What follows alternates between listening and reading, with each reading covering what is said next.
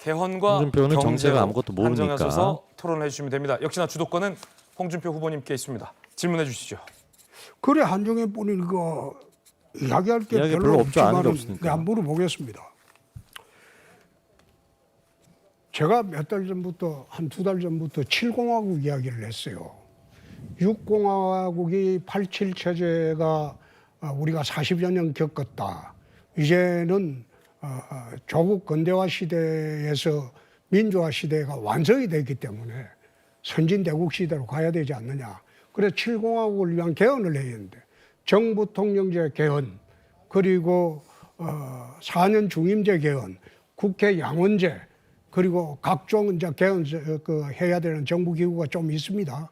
헌법재판소를 폐지하고 대법원에 헌법재판부를 두자 그런 취지인데 거기에 대해서 우리 안 후보는 어떻게 생각하는지? 87 체제 극복이 반드시 필요하고 그것이 한쪽에서는 계엄, 한쪽에서는 30번의 탄핵을 가지고 온 절제 정신을 실종됐기 때문에 87 체제는 선진국과 민주주의를 가져온 위대한 체제이지만 이제는 문을 닫아야 한다는 점에 공감합니다. 그런데 구체적인 내용에 있어서는 저는 4년 중임제를 말씀드렸고 상하 양원제 도입을 말씀드렸고 상원제에 있어서는 중대선거구제 도입으로 나왔던 한 얘기죠, 번의 김문수랑 바람이 할 때. 지금 민주당처럼 국회를 완전히 장악하지 못하게 하겠다는 정책을 가지고 있습니다. 헌법재판소를 폐지하겠다는 주장에 대해서는 동의하지 않습니다. 헌법재판소가 만들어진 연역의 이유가 있고 그렇다고 그것이 대법원을 갔었을 때 이미 정착된 과정에서 저는 오히려 부작용이 많아질 것이라고 생각하기 때문입니다. 됐어요. AI AI 얘기하네요. 3대 강국을 위해서 200조 투자하겠다고 그렇게 말씀하셨죠? 예. 우리나라 1년 예산이 얼마쯤 되는 줄 아십니까? 그 말씀이 200조에 관해서 여러 가지 아니 말씀을 우리나라 하시죠. 1년 예산이 얼마쯤 되는 줄 아십니까? 350조 정도 되는 걸로 알고 있습니다. 600조 넘. 600조 정도 되는 걸로 알고 그렇죠? 있습니다. 예. 그런데 자, 그러니까 제가 그 말씀 드리려고 했던 200조를 거였어요. 투자하겠다면 제가 5년간 200조면 1년에 한 50조? 제가 그 말씀을 드리려고 했는데요. 50조입니까? 1년에 몇 조죠? 제가 그 말씀 드리려고 했습니다. 200조가 다 국가 예산으로 가겠다는 취지가 전혀 아니거든요. 국가 예산 그리고 매칭 펀드 그리고 금융으로서의 민간 금융으로서의 지원을 통한 이 액수를 총합을 말씀드린 거예요. 매칭 펀드까지 포함해서 제가 그 숫자 관련해 가지고 발표를 준비하고 있거든요. 그러니까 그걸 그냥 예산으로만 간다라고 생각하시는 건 오해입니다. 그리고 지금은 AI 3대 강국을 위해서는 지금 AGI 시대가 3년에서 5년 만에 오픈 AI에 따르면 온다고 합니다. 그렇다면 지금은 아주 파격적이고 집중하는 투자가 필요할 때입니다. 됐습니다. 지금 그 AI의 부분뿐만 아니라 우리나라 초격차 기술 부분에 투자하는 금액이 6조, 5조 한 6천억 그 정도 됩니다. AI 부분만 이게 1년에 40조, 50조를 할 수가 없어요. 그리고 이것은 저희들은 그렇게 생각합니다. 지금의 한 2배 정도는 지원을 하는 게 좋지 않느냐. AI 부분 한 부분만 떼가지고 이게 200조 투자하는 거는 그런 말이 나온 거는 이재명 대표가 100조 투자하니까 이건 2배로 하겠다 막 그런 생각이었던 모양인데 그런 취지로 물어봤는데 대답을 그래 하니까 그런 취지가 맞겠습니다. 아닙니다. 예. 예. 그 다음에 이제 개헌 이야기를 우리는 하고 있잖아요.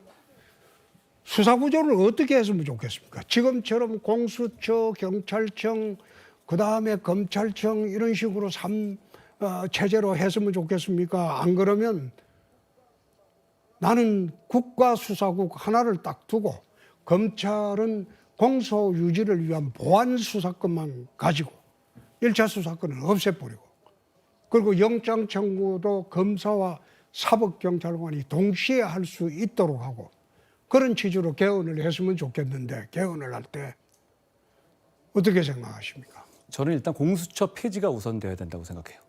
그리고 공수처는 폐지되고 그러니까 공수처 그게 이제 우리끼리만 할 수 있는 문제는 아니잖아요. 민주당도 걸려 있으니까. 그렇죠. 결국은 그거는 개헌할 때 문제 아닙니까? 그렇죠. 결국은 이 수사구조 시스템은 현실성을 감안해야 되고요. 그리고 무엇보다도 그냥 어떤 정치적 사건의 유불리를 떠나서 국민 입장에서 어떤 게 더 유리하고 국민에게 서비스할 수 있느냐의 문제입니다.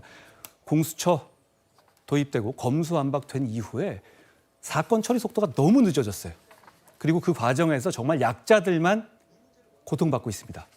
이 문제를 원상 회복해야 합니다. 검수완박 그 문제를 원상 회복하면서 국민들에게 검찰이 최종 결정을 할 수 있고 한 번 더 스크린할 수 있는 기회를 줘야 합니다. 검찰의 수사권을 조정하는 문제에 대해서는 얼마든지 논의할 수 있는 문제고 검찰을 옹호할 생각은 전혀 없는데 다만 국민들 입장에서 지금이 검수완박 이전보다 너무 사건 처리 속도가 늦어지고 권리 구제의 구멍이 너무 커졌습니다. 특히 고발인 이의 신청권 같은 경우가 민주당에서 아무 이유 없이 없어 버렸거든요. 그리고 검찰의 무고라든가 이런 부분 숫자도 확 줄여놨고요. 마약 수사도 줄여놨고요. 예. 이 부분을 저는 정상화하는 것이 국민들에게 꼭 필요하다는 말씀을 드립니다. 네.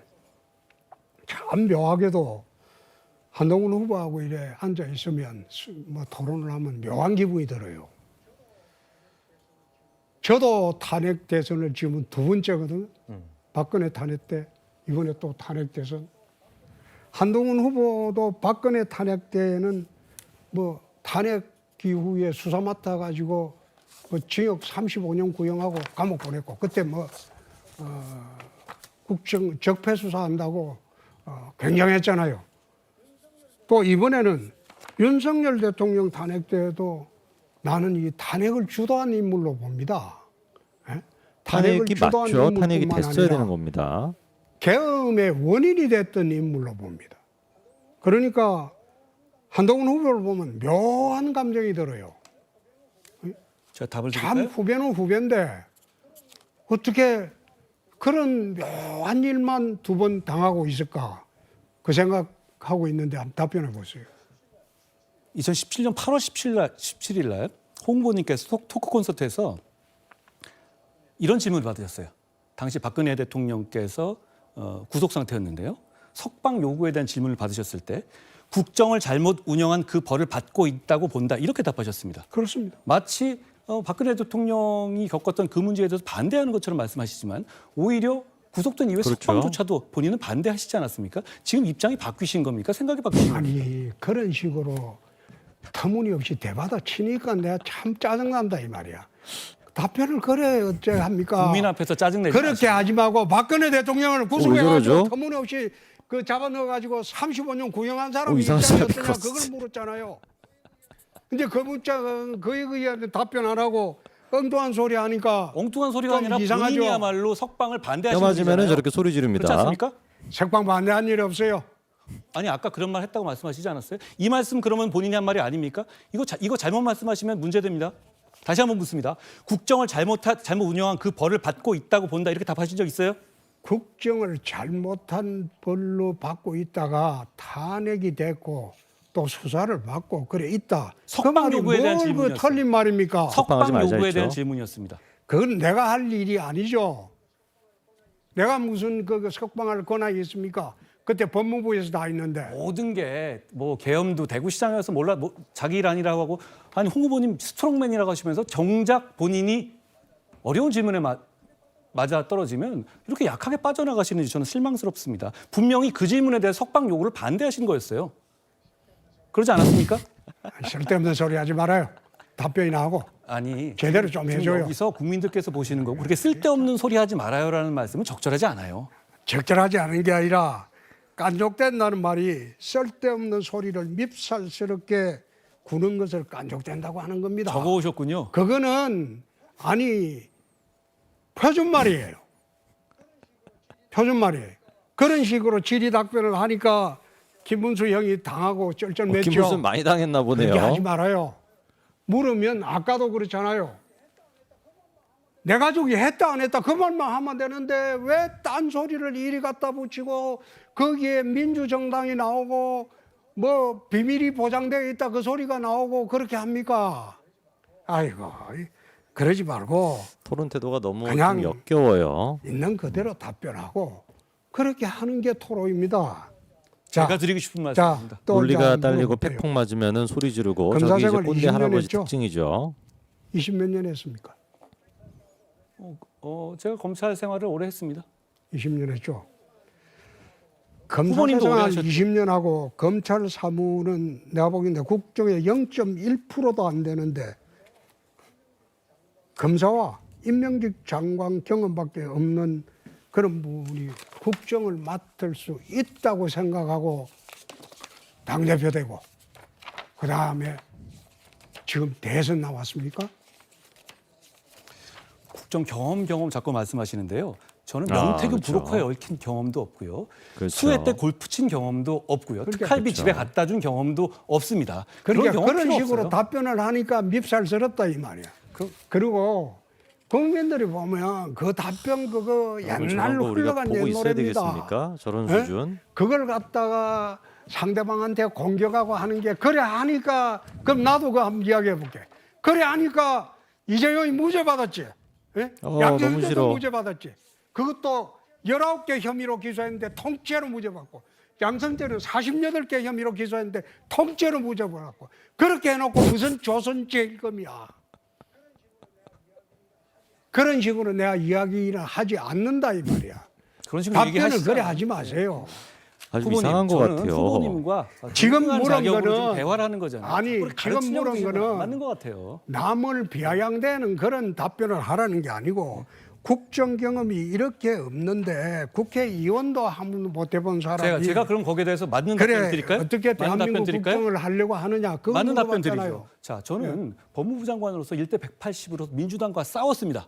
그리고 제가 이긴 경험을 봤기 때문에 국민들께서 저를 불러주신 것이죠. 그리고 원톱으로 어려운 총선을 치렀습니다.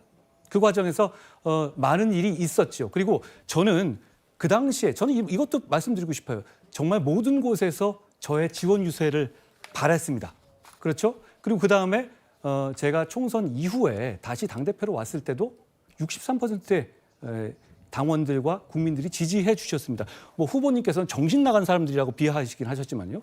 자. 그리고 그 이후에 들어보십시오. 그 이후에 어려웠던 금정선거를 이겼고 그리고 금투세 투쟁에서 민주당과 싸워서 이겼습니다. 간첩법에 대해서도 민주당의 동의를 이뤄냈고 가상자산 유예에 대해서도 성공했습니다. 그런데 그 다음에 결정적으로 개엄날 민주주의와 보수를 지키기 위해서 제 모든 걸 걸고 계엄을 저지했습니다. 저는 이 경험이 결국 경험을 얘기하는 것은 어떤 정치인이 나중에 어떤 어려운 상황에서 어떤 결정을 하는지를 예상하기 위한 것인데요. 제가 이런 어떤 상황에서 어떤 결정을 할지에 대해서 저는 국민들이 충분히 아실 수 있다고 생각합니다. 참 63% 자꾸 이야기하는데 제가 2017년도 자유한국당 대표로 복귀할 때 68% 받았습니다. 그거 가지고 자랑스럽게 이야기할 필요 없어요. 그러면 시켜줬으면 일이나 잘해야지. 그리고 대통령으로 하여금 서로 소통하고 양보하고 협의해가지고 계엄은 미리 알았고 말리고 계엄을 했어요. 얘기를 안 했는데 어떻게 합니까? 윤석열이 혼자서 한 계엄이 건데. 일어났는지 안 일어났는지도 모르고 허둥지둥대고 반대한다고 그러고 그걸 갖다가 당대표 역할을 했다고 지금 말씀하십니까? 다시 한번 묻겠습니다. 그거 아니죠. 제 위치에 있었을 때 계엄 반대했을 겁니까? 아니면 대통령 편 들었습니까? 반대하는 게 아니라 내가 거기 반대하는 게 있었으면 아니라고요? 계엄 자체가 없었어요. 아니, 그런 말- 내가 있었으면 탄핵 자체가 없었다고. 그런 상상하지 상상이 마시고 아니고. 그 시기에 계엄 반대하셨을 것 같습니까? 아니면 대통령 편 들었을 것 같습니까? 그게 왜 엉뚱한 소리죠? 엉뚱한 소리 하지 마고. 엉뚱한 얘기가 아니라 내가 본질적인 당대표에 있으면 이런 일이 나라 혼란이 없었다 이 말입니다. 국민들께서 그렇게 생각하지 않으실 거예요. 아이고. 어떻게 그래 해놓고 뻔뻔스럽게 또 대선에 나오고. 아이고 난 우리 당원들이 한동훈 후보 찍으면 진짜 정신 나간 사람들이야. 저런 얘기해도 되나요? 그 말씀을 혹시 주워 담으실 생각은 없습니까? 우리 당원들이 보고 계시잖아요. 그렇게 말씀하시면서 당원들에게 홍준표 후보를 해달라고 요청하실 건가요? 저게 무슨 소리죠? 됐어요. 자, 그러면 지금은 이제 북핵 대응은 어떻게 하실 생각이에요? 북핵 대응에 대해서 홍준표가 저는 자멸하네요. 홍준표 방금 저 후보님께서 발언으로. 북한의 그 핵무장을 하자는 말씀을 지론을 갖고 계신 걸 알고 있는데요. 저는 거기에 대해서는 반대합니다. 왜냐하면 지금 상황에서 우리가 직접 핵무장을 하려면 NPT를 탈퇴해야 되고 한동훈을 NPT 를 찍으면 정신이 탈퇴한 나갔다라는 다음에 사실상 얘기. 핵 전력을 가진 건 북한밖에 없습니다. 결국은 엄청난 제재를 받게 될 겁니다. 그래서는 지금 상황에서 우리가 너무 어려워집니다. 대신 지금 농축 여기 재처리 이제 기술을 진짜 좀 가지고 맛이 간것 농축 같은데요? 재처리 기술을 가지고 핵 잠재력을 확보하고 핵 추진 잠수함을 확보해야 된다는 것이 저의 핵 정책입니다.